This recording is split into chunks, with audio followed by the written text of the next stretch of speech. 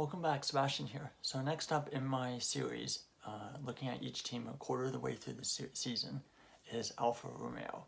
So for Alfa Romeo, I think they've unfortunately taken quite a big step backwards this year, especially in qualifying compared to the start of the year. So let's go and take a look at their race results. So in Bahrain, Bottas finished 8th, whereas Zhou finished 16th. So a really good result there by Bottas. I think it led to a lot of optimism from many that Alfa Romeo would be a pretty solid team and they'd be in around 5th, 6th, 7th position this season. Then we get to Saudi Arabia, where Bottas finished 18th and Zhou finished 13th. So very disappointing race from Bottas and a bit better, pretty good race overall from Zhou, I thought. In Australia, Bottas finished 11th, where Zhou finished 9th. So Zhou gets his first points of the season in a very chaotic race. And despite half the field DNFing, Bottas is still outside the points.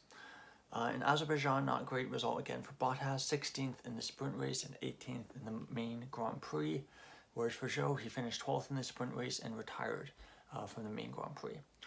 In Miami, Bottas finished 13th and Zhou finished 16th. So overall, not great results outside of a couple surprising ones. So obviously Zhou getting points. Besides Zhou getting points in Australia and Bottas' performance at the opening Bahrain Grand Prix of the season. For the most part, they've been put several positions outside the points most races. Now let's take a look at the head-to-head between Bottas and Zhou. So for Bottas, he has 4 points this year to Zhou's 2, much closer than last year, so that's a good sign for Zhou. In the race head-to-head, they're 2 apiece. In the qualifying head-to-head, it's 3-2 in favor of Bottas. The qualifying gap, I think, is one of the smallest on the grid so far, a 0.047 seconds advantage in favor of Bottas. So extremely close between the two in qualifying, which generally looks favorably on Zhou, actually, I think, because we know how strong Bottas is as a qualifier from his days at Mercedes and at Williams. So the fact that Zhou can hang right with him in qualifying is a really good sign.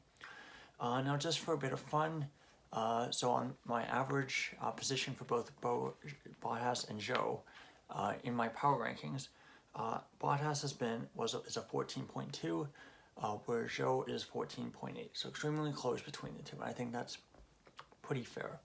Now looking at Alfa Romeo in the Constructors' Championship so far this year, in 2022, after 5 races, Alfa Romeo had 31 points. I believe they were fifth in the Constructors at this point.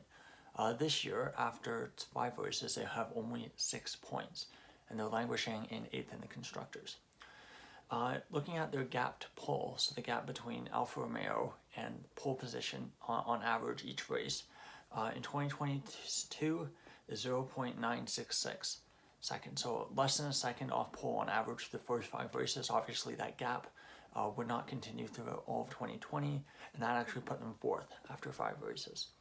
Now in 2023, this year, after 5 races, their average gap to pole is 1.503 seconds, which is slowest of all 10 teams, despite having a driver in Bottas who's generally a pretty good qualifier.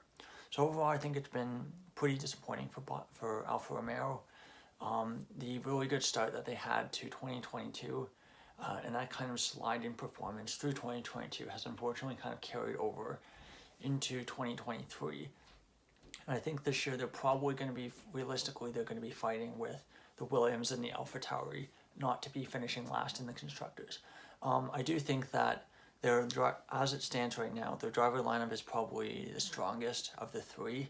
I would say Bottas is probably comparable to Albon, and I think Zhou is probably stronger than both Sargent and De Vries right now. So I think that may give them a leg up and give them a really good chance of not finishing last. Although I do think 8th is probably realistically the most that they can hope for. So that's all for my video on Alfa Romeo. Thank you so much for watching, and goodbye.